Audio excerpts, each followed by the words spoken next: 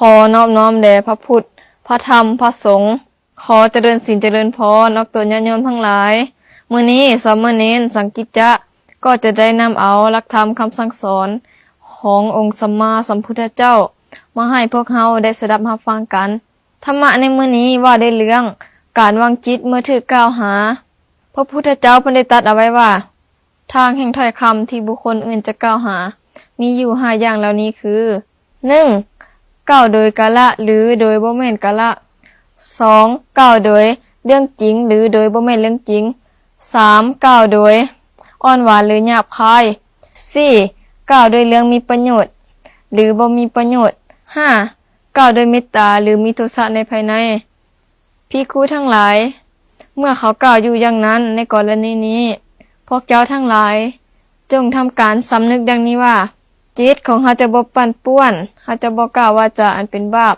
เขาจะเป็นผู้มีจิตอิดูเกื้อกูลประกอบด้วยเมตตาบ่มีโทสะในภายในอยู่จะเป็นผู้มีจิตสหรคตะโดยเมตตาแผ่ไปยังบุคคลนั้นอยู่และเขาจะเป็นผู้มีจิตสหรคตะโดยเมตตาอันเป็นจิตไพบูลย์ใหญ่หลวงบ่มีประมาณบ่มีเวรบ่มีพยาบาทแผ่ไปสู่โลกถึงที่สุดทุกทิศทางมีบุคคลนั่นแหละเป็นอารมณ์แล้วแลอยู่ดังนี้ภิกขุทั้งหลายจะจงปลูกการสำนึกอย่างนี้แล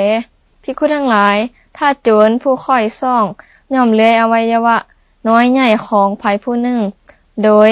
เลื่อยมีดาม2ข้างผู้ใดมีใจพทุสหายในโจรนั้นผู้นั้นชื่อว่าบ่เฮ็ดตามคำสอนของเฮาเพราะเหตุที่มีใจพทุสหายต่อโจรนั่นแหละภิกขุทั้งหลายในกรณีนั้นเจ้าจงทำการสำนึกอย่างนี้ว่าจิตของเฮาจะบ่ปั่นป่วนเฮาจะบ่กล่าววาจาอันเป็นบาปเฮาจะเป็นผู้มีจิตอิดูเกื้อกูลประกอบด้วยเมตตาบ่มีโทสะในภายในอยู่จะเป็นผู้มีจิตสหรคตะด้วยเมตตาแผ่ไปยังบุคคลนั้นอยู่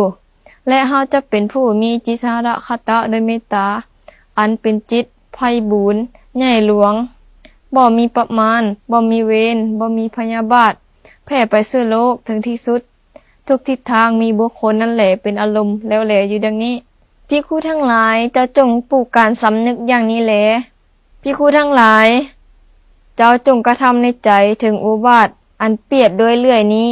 อยู่เนืองๆเถิดภิกขุทั้งหลายเมื่อเจ้ากระทำในใจถึงอุบาทนั้นอยู่เจ้าจะได้เห็นทางแห่งการกล่าวหาเล็กน้อยหรือใหญ่ที่พวกเจ้าอดกันบ่ได้อีกอยู่หรือ